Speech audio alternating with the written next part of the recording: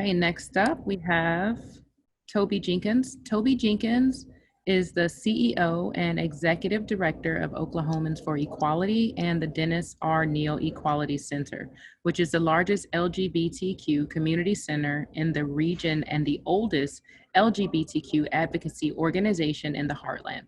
A former Baptist minister, he spent 18 years working in the Tulsa District Courthouse in juvenile services, the prosecutor's office, and the court clerk's office as the appeals clerk for the Oklahoma Supreme Court. Toby's most treasured accomplishment is being the grandfather to 4 of the best grandchildren in the world and working every day for a safer world for them. Toby Jenkins, you're up next. Thank you so much for joining us on this Saturday evening.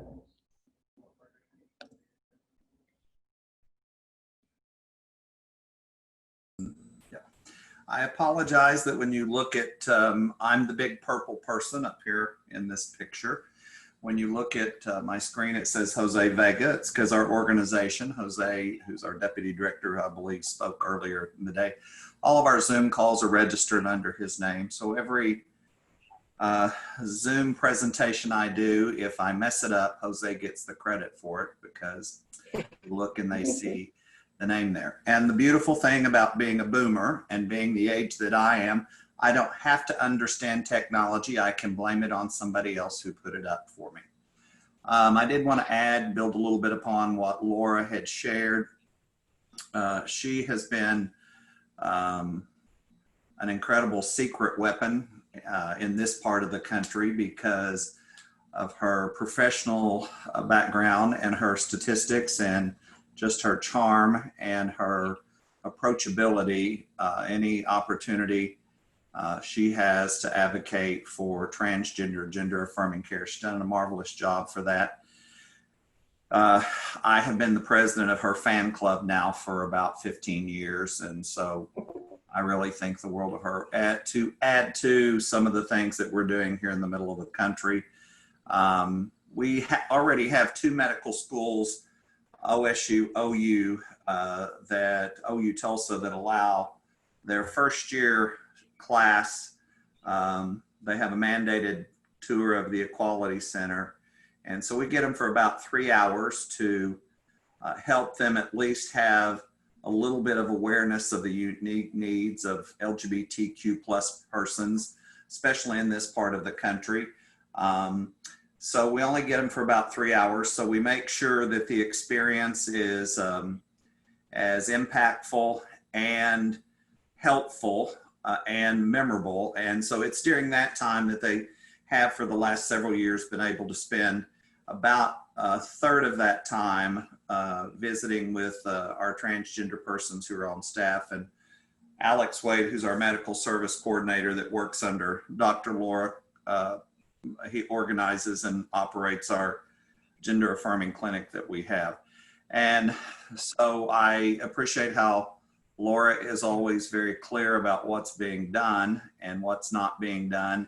And I guess the best way to be able to say is it's not enough. We're not getting to do it enough because we know this statistically. We did a survey assessment in 2019 that was conducted by the University of Oklahoma. And in that assessment, almost, I think it was 72% of the participants said that they had experienced discrimination in medical services, in access to medical services. About everybody had a horror story. I can remember a panel that we had with St. John's Hospital. Laura, you'll remember this, when they came out and they wanted to have a town hall meeting on a focus group. So there were about 25 of us, and I felt so sorry for the assessment folks because they couldn't find the exit fast enough, because we started telling all the crazy stuff that we had been through in medical services all across the spectrum. And so for us, discrimination is a way of life. It is rampant. It happens almost universally to most of us. That's why if we find a medical provider who is LGBTQ affirming culturally competent, knows how to say the right things, ask the right things, and the blood doesn't drain out of their face whenever we say stuff from a queer perspective. We will just bombard that medical provider to the point that they'll have to call us and just tell us we can't take any more patients. Because of that, we have launched the Equality Health, let's see, it's got an acronym, the Equality Health Alliance, and it's a meta, whatever that means. I know some of you will know what that means. So you're able to put in your zip code, and it will tell you in this region of the country, covers about, right now we've got providers across North Texas, some over in Arkansas, Kansas, Missouri, but you put in your zip code, it can tell you whatever mental health providers, healthcare providers that we have connected with, and we're trying to improve that. So if you run across individuals, licensed therapists, counselors who want to be included in that, there's not a fee. You're able to load up your information, and that has been one of the projects during COVID, our shutdown, where we're shut down to in-person visits, except for our medical clinic services here at the Equality Center. It has definitely been one of the things that our medical service coordinator has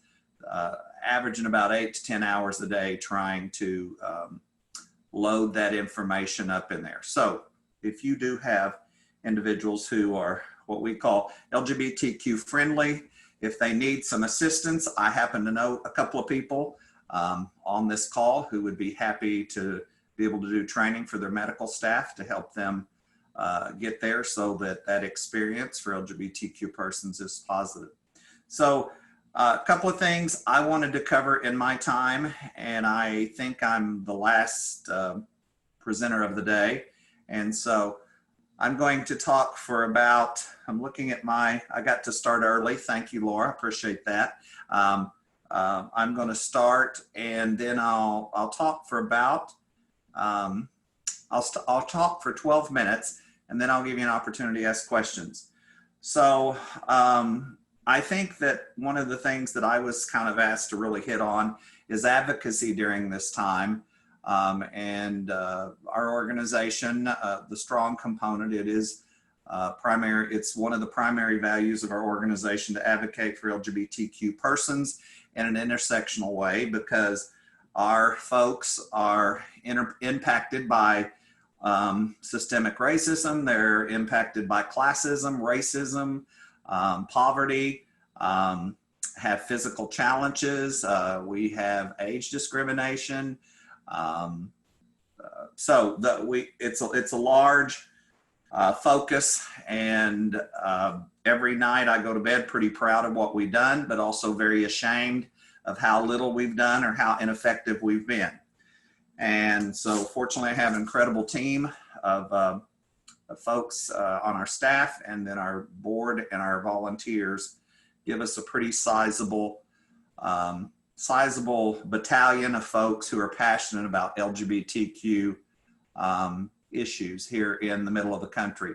As you're aware, we live in what's considered the most hostile zone in the country for anti-LGBTQ legislation.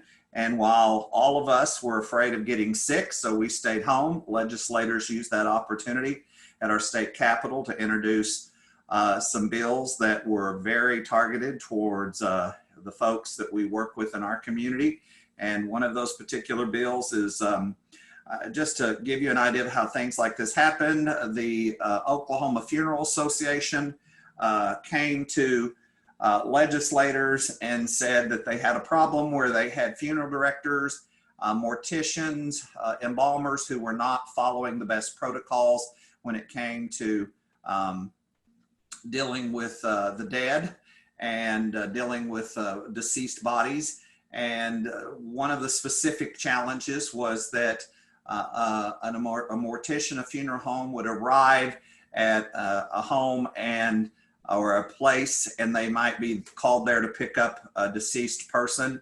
And this deceased person had ingested some chemicals and had died from an overdose, and their bodies were toxic.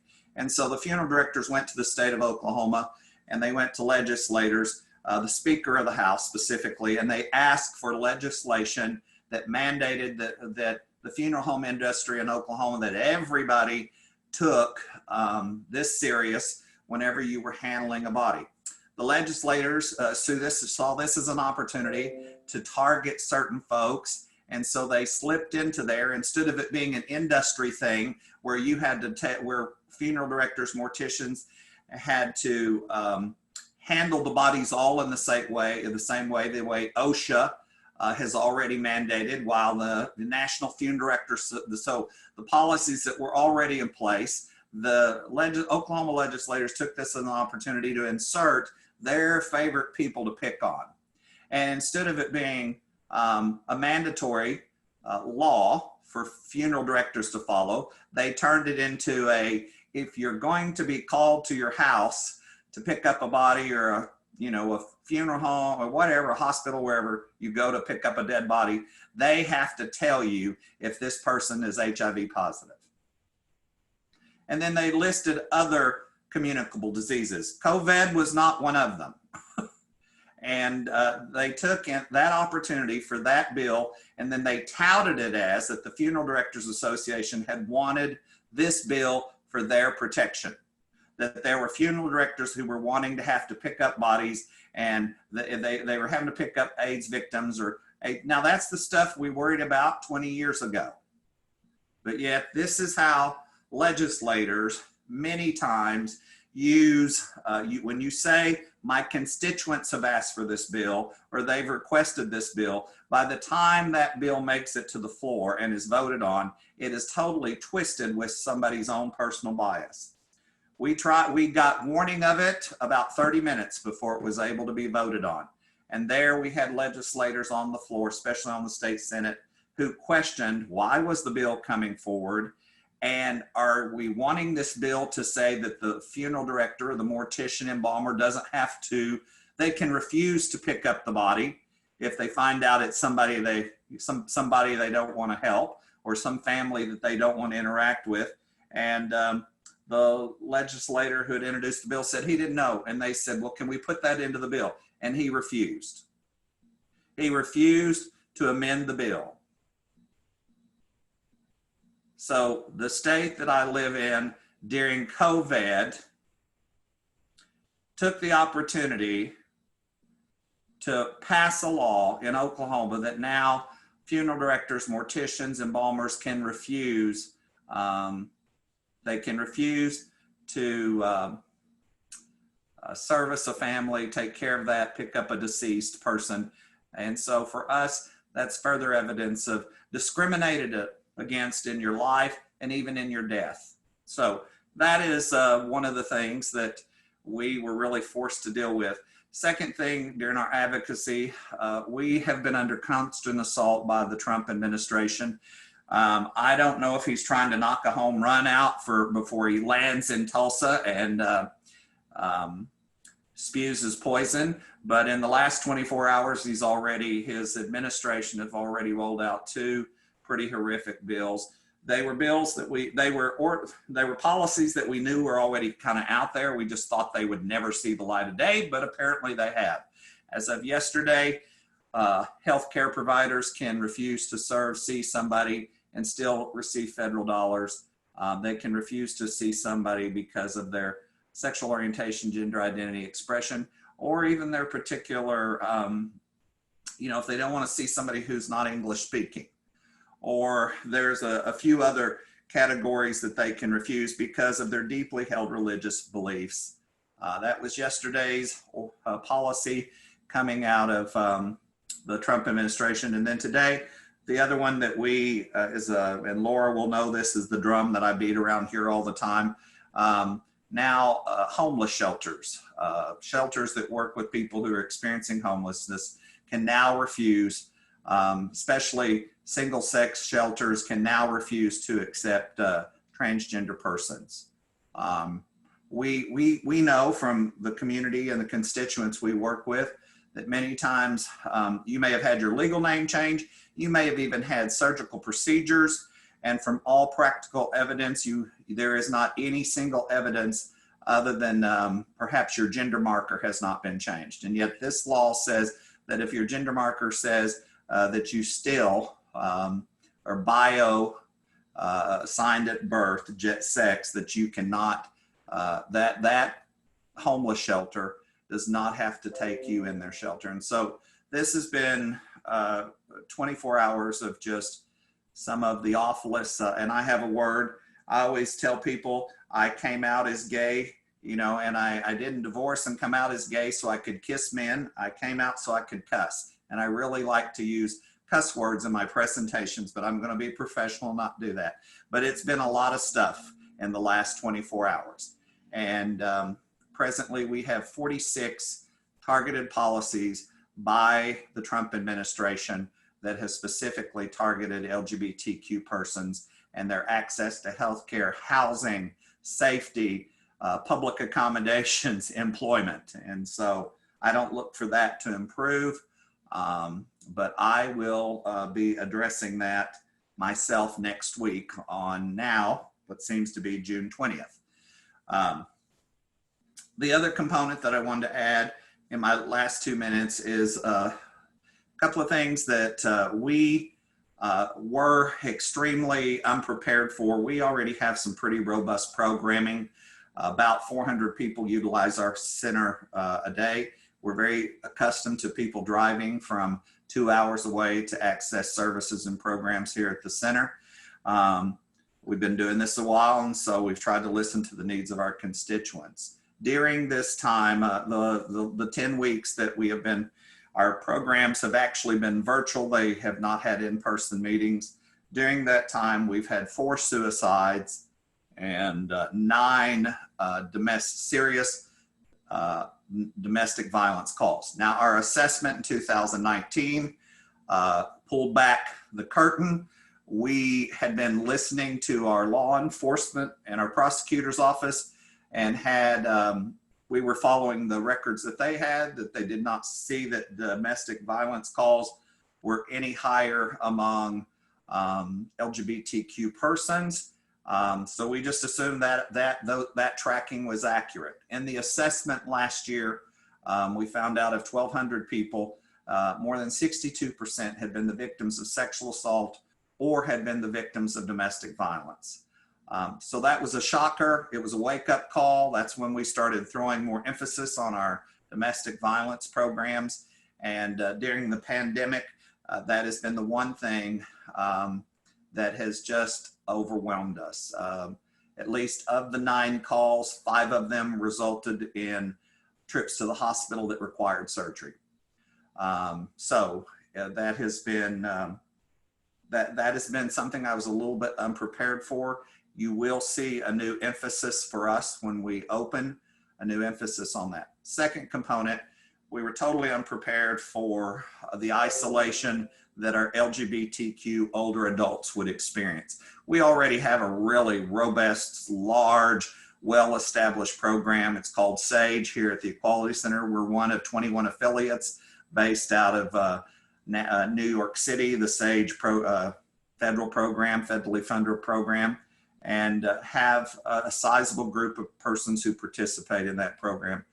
But right now we are personally the check-in person for about 300 LGBTQ older adults. The average age is about 78. So to be enrolled in that program, you have to be over 60. And the average age is about 75, but I have 3 who are 101 years old. So during this period, we noticed they experienced incredible isolation, depression, and they really were just trapped in their homes. They already are suspicious of seeking services from government agencies because they have always experienced discrimination. They've been cut off from faith. They've been cut off from their families, and they've outlived most of their partners and their peers. And so we've really had to do a lot of, we mailed almost 500 masks, handmade masks that were reusable to our older adults and those living with HIV/AIDS. And then we've had to, we're fortunate, we're the recipient of toilet paper from toilet paper and paper towels from Kimberly Clark every year. We're part of their charitable donations. So they ride with an 18-wheeler. So now you know where to find your toilet paper if we ever go through this again. And they arrive. And so we were able to provide toilet paper, especially for seniors who were terrified to go to the store, and then they'd get there and it'd be totally sold out. And so we called them toilet paper drops, and we did that at about 180 homes that were totally out. So we have, in the course of a week, we have a whole process of where we check in, and it has made us aware of we did not have vital, important details. You know, we might have known where they lived, and we might have knew a phone number and email, but we didn't know who to call if they weren't answering the phone. We didn't have emergency contact information.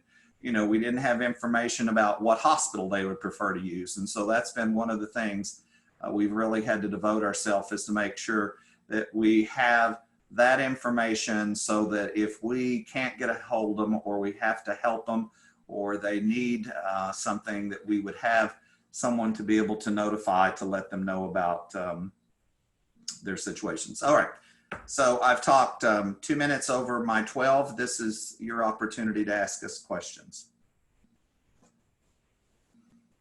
Erica asked the same question that she asked everyone: why stay in Oklahoma?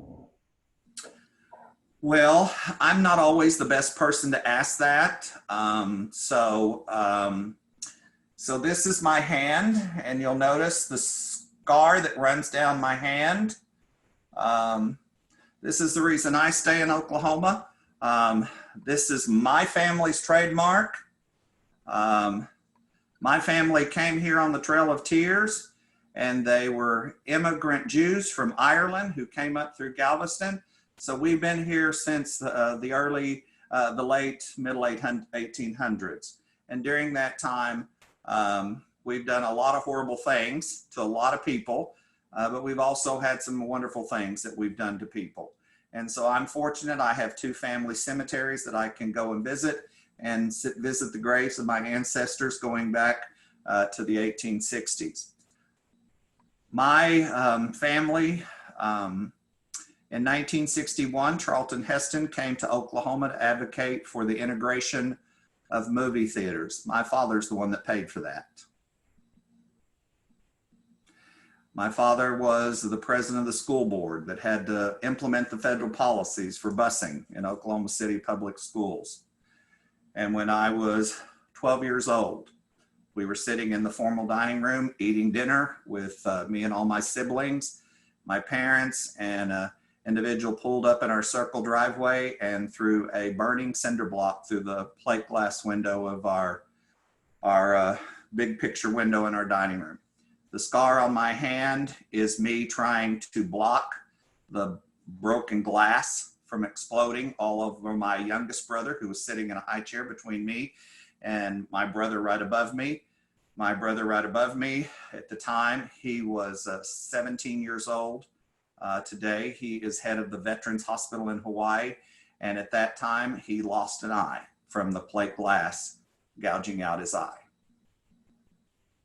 My parents are dead. But I spent my entire life, my parents, advocating for oppressed people. If I left this state, my parents would feel like I was turning my back on this state. Now, I don't stay because it's easy. I stay because this is where the work needs to be done. And I've lived in other places, and this is what I know. You know, it's bad here, but it's bad everywhere. For LGBTQ persons, we have just as many LGBTQ assaults. I mean, we have trans people being murdered all over the United States. There's no safe zip code for trans people. And if you're a person of color and you're LGBTQ, your chances of discrimination, violence, and death double. And so there isn't a thing there's not a place that's safer. There's not a place that's better. Now, there are places that have better policies, and they have laws protecting people, and they have better access, and they put their tax dollars into programs for LGBTQ people. But I work with colleagues all around North America and the world, and I hadn't found a safe place yet.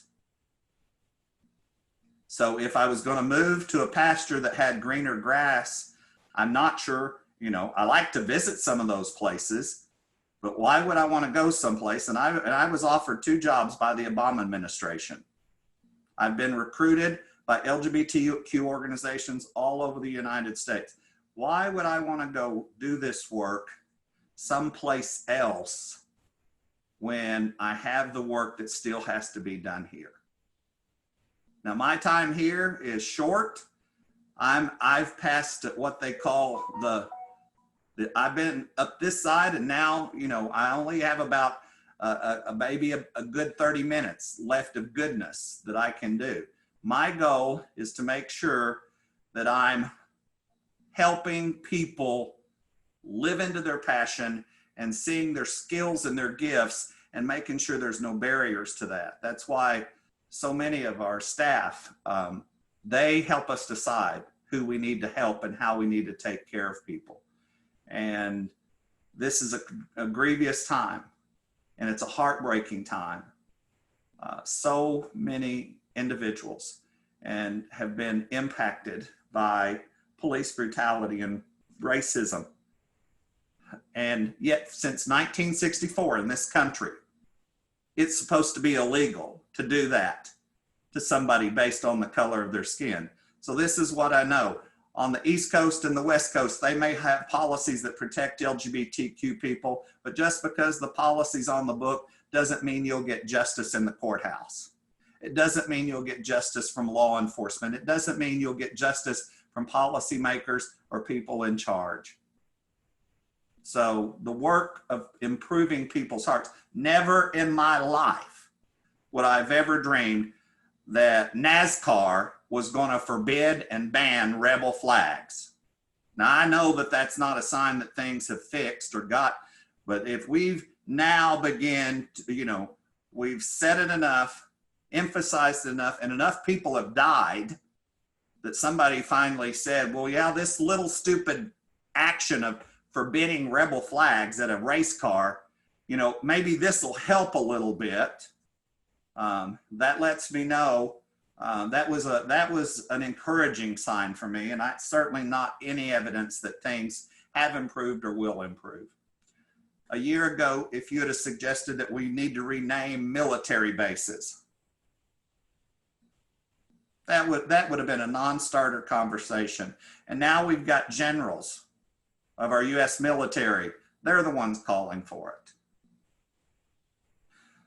The policy, the law does not mean people's hearts will follow the law. So I decided to stay and keep working. I'm not very good at it, but at least I'm here. And what I'm trying to do is find people who are better at it and more passionate about it, and make sure that I'll do everything I can that they have the resources and the opportunities. And sorry, that gets me real emotional. I don't get to talk about stuff like this without getting worked up. Any other questions? How do you remain hopeful? I have grandkids. I mean, that's not what everybody has, but that's what I have. Right. And I have found that spending time, self-care, and I know I'm speaking to people who you're keep care of people all the time. You're going to have to find what you can do to take care of yourself, because compassion, fatigue, trauma is real, friends. It is, for sure. It's real. I had a meltdown at the Black Lives protest in the parking lot of Mount Vernon Church. Just had a meltdown because of the care of having to care for so many during the COVID crisis. Because while we were closed to in-person meetings, the care for people that we served did not stop. You know, I didn't work any less hours than I normally do.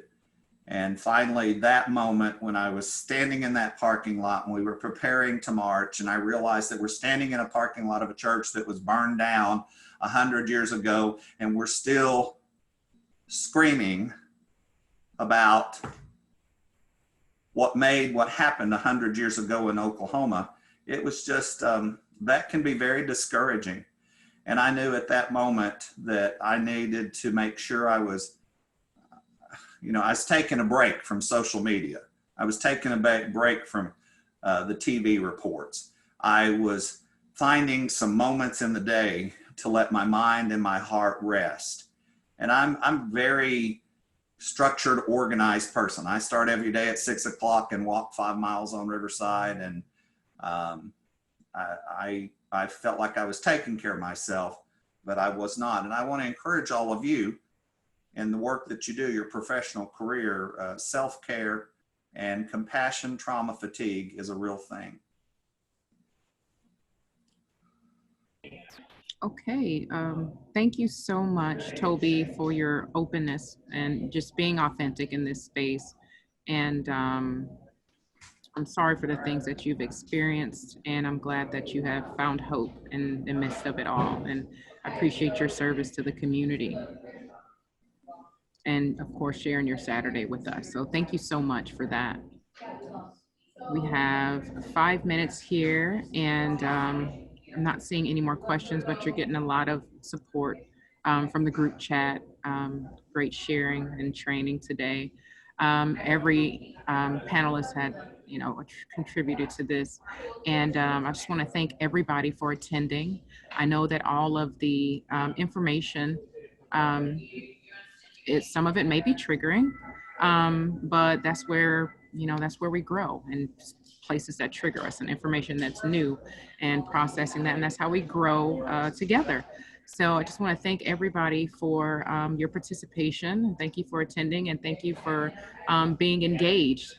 And I want to thank all the panelists for your time, for dedicating your time and your energy into this on this Saturday afternoon, that we could be doing anything, but this is where we are, and we really appreciate you all. With that being said, does anybody have any other questions? We have about 4 minutes. We're going to wrap up. Anybody has anything to ask any of one of the panelists that may still be here? The group chat is still open. So Erica, do you have anything to add? No, this has just been a really wonderful conference. I'm really grateful, Toby, everybody who participated today, and thank you all so much. I'm going to try to get all the resources together, sites and people's contact information if they're willing to share it, because I just think there's a lot more information people want. Maybe they need to kind of digest it first. So I'll get that out to you all in the next few days, and just thank you again for sharing your Saturday afternoon. Happy Pride Month. And let's go out there and advocate and be allies and be supportive and be sensitive.